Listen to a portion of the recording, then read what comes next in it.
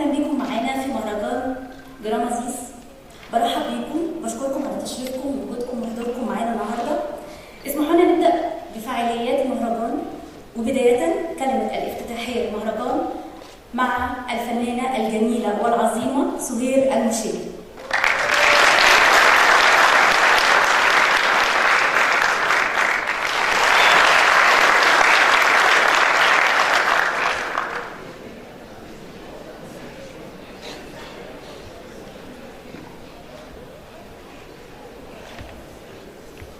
بسم الله الرحمن الرحيم.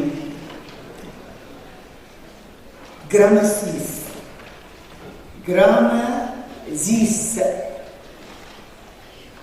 تلخيص للي احنا شفناه على الشاشه. اسمحوا لي ان انا هقوله في سطور. جرامازيس صوت الحضارات. جاءت الكلمه من معنيين أو مشتقة من كلمتين. الكلمة الأولى جرامافون، أي خروج الصوت مرتفعا. والكلمة الثانية إيزيس، رمز للحضارة. جاءت من منبع الحضارات، جاءت من منشأ الحضارات، مصر.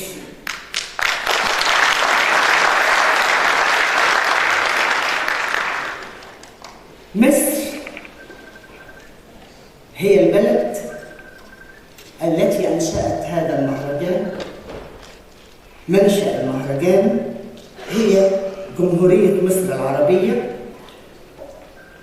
ومؤسس المهرجان الشاعرة إيمان هيكل.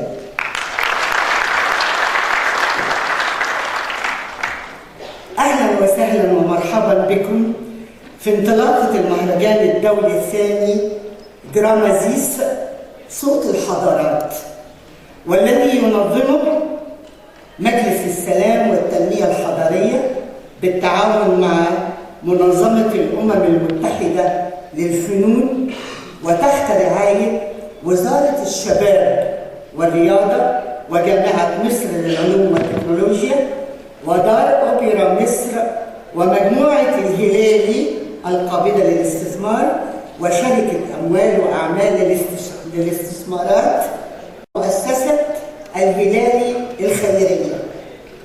من قلب مصرية حتى النخاع، مصرية عربية. أنا بزعم إن أنا بنت كل ذرة تراب في أرض مصر المحروسة. بقول أهلا وسهلا، وحسب عاداتنا وتقاليدنا وديننا السمح الجميل وما قيل فيه من معنى إنه إحنا ربنا سبحانه وتعالى خلقنا قبائل وعشائر متنوعة لكي نتعارف ونتمازج. ويمكن هو ده المهرجان اللي احلى حاجه فيه، ان احنا حضارات تمتزج وتتعارف بعضها على بعض بسلام، بحب، من غير حروب، من غير ضغينه. واجمل حاجه تجمعنا هي عاداتنا وتقاليدنا لما نعرفها. واجمل شيء يتوج ويتوج هذا المعنى هو الفن. فاحنا النهارده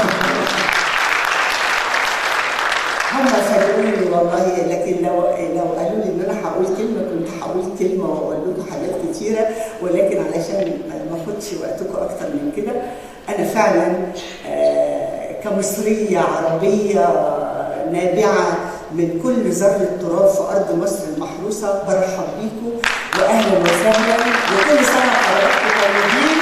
وبسم الله الرحمن الرحيم نفتتح الفعاليات بكلمه مؤسس ورئيس المهرجان الشاعره ايمان هيكل.